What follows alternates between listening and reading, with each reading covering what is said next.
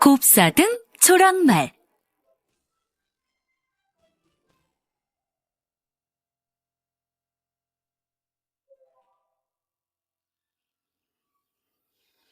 러시아의 작은 마을에 이반이라는 소년이 살고 있었어요.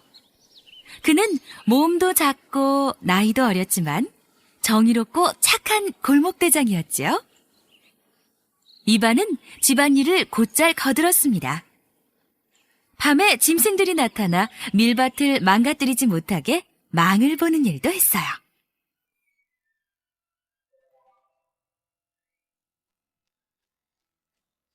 그러던 어느 날 밤이었어요.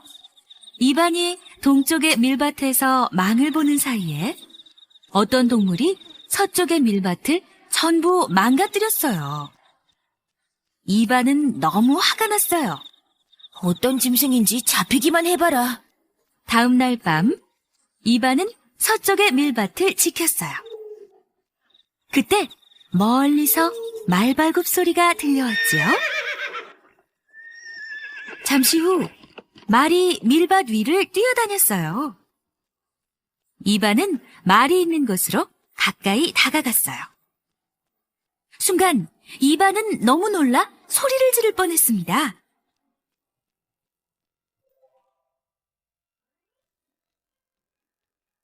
그곳에 눈이 부실 정도로 아름다운 흰 말이 있었기 때문이에요. 우리 밀밭을 망치다니 용서할 수 없다. 이반은 흰 말의 목을 향해 있는 힘껏 밧줄을 던졌어요. 밀밭 위를 뛰어다니던 흰 말은 이반이 던진 밧줄에 잡히고 말았어요. 이 녀석, 감히 우리 밀밭을 망가뜨리다니. 이반은 얼른 흰 말 위에 올라탔어요. 그러자 흰 말이 이반을 떨어뜨리려고 몸부림을 쳤습니다.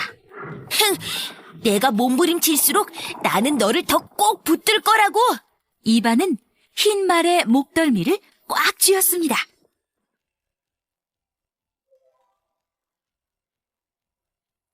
말은 더욱더 격렬하게 몸부림을 쳤지만 그럴수록 목을 더욱 쬐고 붙어있는 이반 때문에 오히려 더 지쳤습니다. 둘의 실랑이는 밤이 깊도록 계속되었습니다. 밀밭을 망가뜨려서 죄송합니다. 앞으로는 절대 그러지 않겠어요. 지친 흰 말이 진심으로 자신의 잘못을 반성했어요. 나의 잘못을 용서해준다면 당신에게 말 3마리를 선물로 주겠어요. 결국 이반은 흰 말을 용서해 주었어요. 흰 말은 그런 말을 남기고 자신이 왔던 길로 사라졌습니다.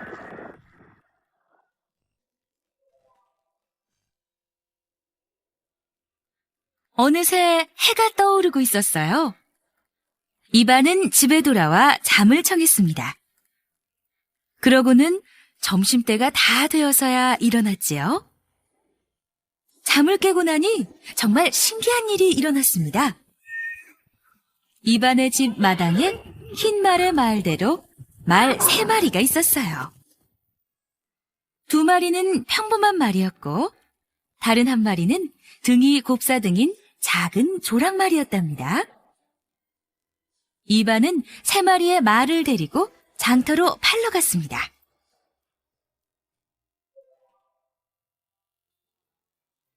여기 튼튼하고 건강한 말이 있습니다. 이반이 장터 광장에 말들을 묶어놓고 흥정을 하기 시작했어요. 2말은 아주 건강한데 저 작은 조랑말은 이상하구나. 잠시 후 이반의 말들을 살피던 한 아저씨가 2마리의 건강한 말을 사갔어요. 하지만 작은 조랑말은 아무도 쳐다보지 않았어요. 이 조랑말은 작지만 아주 신기한 말입니다. 이반이 사람들을 향해 소리쳤어요. 등에 혹이 있는데 신기하다고? 사람들은 조랑말을 보며 비웃었어요. 하지만 이반의 말대로 곱사등을 가진 조랑말은 신기한 말이었답니다. 조랑말의 곱사등에는 요술을 부릴 수 있는 신기한 힘이 숨어 있었거든요.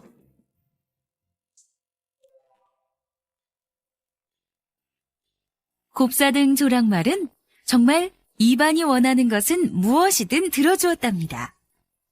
그러자 곱사등 조랑말에 대한 소문이 순식간에 퍼졌어요. 어느 날 임금이 이반을 불렀지요. 임금님께서 곱사등 조랑말과 그 주인을 잡아들이란다. 그래서 이반은 곱사등 조랑말과 함께 임금에게 갔지요. 소문에 네 말이 신기한 재주를 부린다고 하던데 내 앞에서 보여주어라. 임금님, 이 말은 그저 작은 조랑말일 뿐입니다. 이반이 시치미를 뚝 떼고 임금에게 말했어요. 아무런 재주가 없다는 것이냐? 좋아. 그렇다면 저 말을 나한테 팔아라. 이 말을 사시려면 이 성과 바꿀 만큼의 큰 돈을 주셔야만 합니다. 감히 곱사등 조랑말로 나를 속이려 들다니. 화가 난 임금은 이반과 곱사등 조랑말을 성 밖으로 쫓아냈습니다. 이반은 슬퍼졌어요. 슬퍼하지 마세요. 조금 있으면 임금님이 다시 부를 거예요. 곱사등 조랑말이 이반에게 속삭였습니다.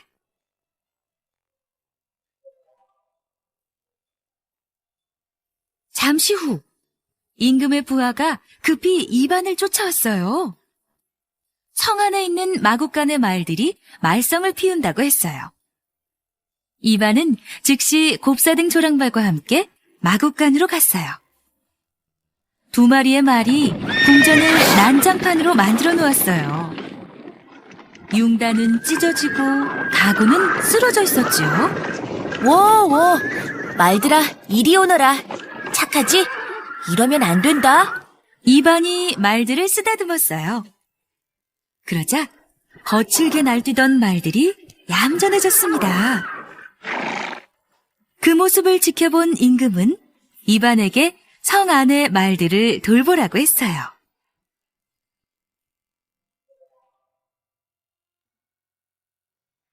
그 무렵 임금은 이웃나라에 사는 달의 공주라는 처녀를 좋아하고 있었습니다. 그래서 임금은 억지로 공주를 궁전으로 데리고 왔지요. 달의 공주는 임금 앞에서 절대 웃지 않고 말도 하지 않았어요. 애가 탄 임금이 공주에게 말했어요. 공주, 가장 갖고 싶은 게 무엇이오? 그러자 말을 하지 않던 달의 공주가 대답했어요. 불새를 갖고 싶어요. 임금은 즉시 부하들에게 불새를 잡아오라고 했어요. 그러나 아무도 불새를 잡아오지 못했습니다. 한편 이반은 조랑말이 알려준 곳으로 가서 미리 준비한 옥수수에 포도주를 묻혀 던져놓았지요. 잠시 후 온몸에 불빛을 내며 환하게 빛나는 불새가 나타나 옥수수를 맛있게 먹었습니다. 그러더니 불새는 포도주에 취해 잠이 들었어요. 이 틈을 타 이반은 불새를 얼른 붙잡아 궁전으로 가져왔습니다.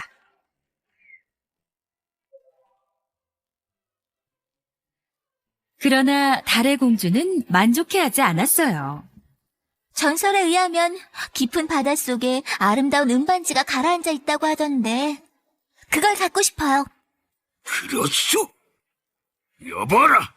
당장 그 반지를 찾아오너라! 그러나 이번에도 부하들은 반지를 찾아오지 못했습니다. 이반, 네가 반지를 찾아오너라. 임금은 이반을 불러 반지를 찾아오도록 했지요. 이반은 또다시 조랑말의 도움을 받기로 했어요. 이반이 등에 올라타자 곱사등 조랑말은 아주 빠르게 하늘을 날았습니다. 마침내 큰 바다를 건너서 바다 뒤편에 사는 고래에게 갔어요. 바다의 왕이신 고래님, 제발 깊은 바닷속에 가라앉아 있다는 반지를 꼭 찾아주세요. 이반은 고래에게 간절히 부탁했지요. 그러자 고래가 깊은 바닷속으로 들어갔어요.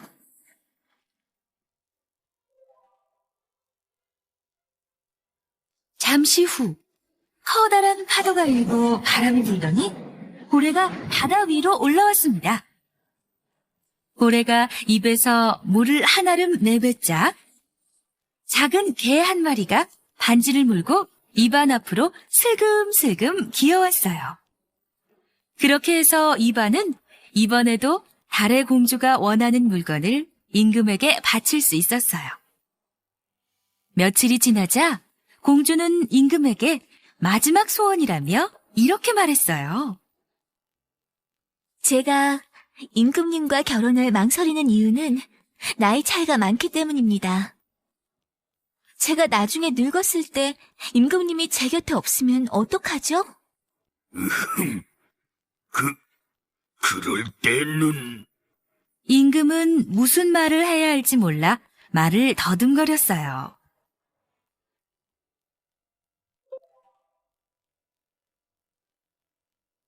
그러자 공주가 말했어요.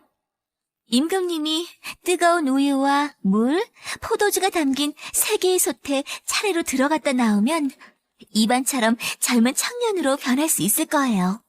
임금은 젊어질 수 있다는 말에 신이 났어요.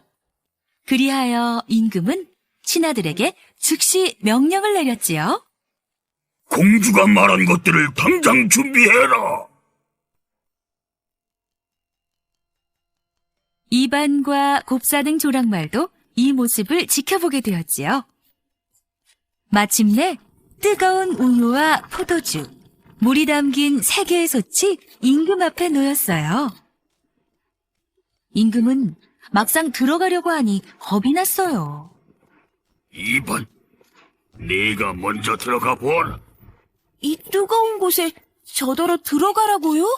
이반은 임금의 말을 들으려 하지 않았어요.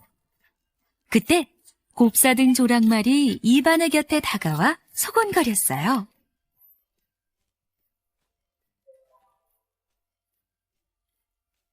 조랑말의 말에 이반은 곧장 옷을 벗고 뜨거운 물속에 들어갔어요. 이반이 아무렇지 않게 물속에 들어가자 임금도 들어갔어요. 뜨겁기는 하지만 젊어질 수 있다고 하니 참아야지. 임금은 이반처럼 젊어지고 싶은 마음에 꾹 참고 솥안에 앉아 있었어요. 곧이어 다른 솥에도 번갈아가며 들어갔습니다. 안 되겠다. 솥뚜껑을 닫아라. 좀 더 젊어져야겠다.